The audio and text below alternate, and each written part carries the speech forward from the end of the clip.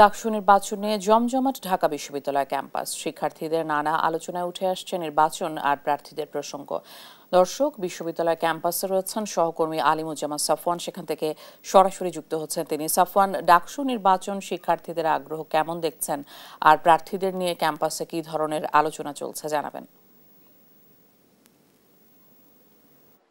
ইশিকা, এই মুহূর্তে আমরা ঢাকা বিশ্ববিদ্যালয়ের বিজনেস ফ্যাকাল্টি FBS যেটা সেখানে আছি এবং বিভিন্ন প্রার্থীরা কিন্তু বিশ্ববিদ্যালয় ক্যাম্পাসে প্রচারণার যে কাজটি সেটি না করলেও কুশল বিনিময়ে তারা করছেন। তবে এই বিষয়টি নিয়ে কিন্তু অনেক আলোচনা হচ্ছে যে তারা প্রচারণা শুরুর আগে কেন তারা হলে হলে যাচ্ছেন বা বিভিন্ন ফ্যাকাল্টিতে তারা আসছেন, এটা নিয়ে আসলে আচরণবিধি লঙ্ঘনের একটি অভিযোগ অনেক পক্ষ থেকেই করা হচ্ছে।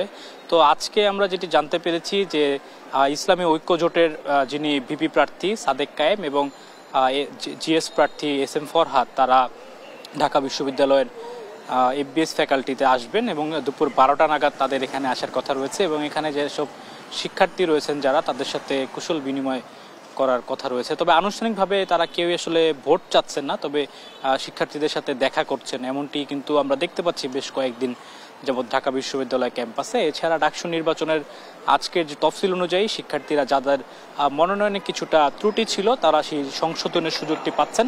সেটি সংশোধনের জন্য ইতিমধ্যেই তারা গত দুদিন যাবৎ কিন্তু আপিল করে রেখেছেন। সেই আপিলগুলোর নিষ্পত্তির কাজ চলছে বিশ্ববিদ্যালয়ের প্রশাসন, এমনটি আমাদেরকে জানিয়েছেন এবং চিফ রিটার্নিং কর্মকর্তা জানিয়েছেন যে আগামীকাল পর্যন্ত প্রার্থীরা কেউ প্রত্যাহার করতে চাইলে তাদের প্রার্থীতা সেটি করতে পারবেন। তো ইতিমধ্যে একটি বাংলাদেশ জাতীয়তাবাদী ছাত্রদল তাদের যেসব প্রার্থী মনোনয়ন তুলেছিল যারা প্যানেলের বাহিরে রয়েছে তাদেরকে কিন্তু নির্দেশনা দেওয়া হয়েছে দলের পক্ষ থেকে যে প্রার্থীতা প্রত্যাহার করে নেওয়ার জন্য। তো আজকে আমরা আশা করছি ছাত্রদলের যারা প্রার্থী তারা আসলে চিফ রিটার্নিং অফিসারের কার্যালয়ে গিয়ে তাদের প্রার্থীতা প্রত্যাহার করে নেবে এমনটি আমরা ধারণা করছি।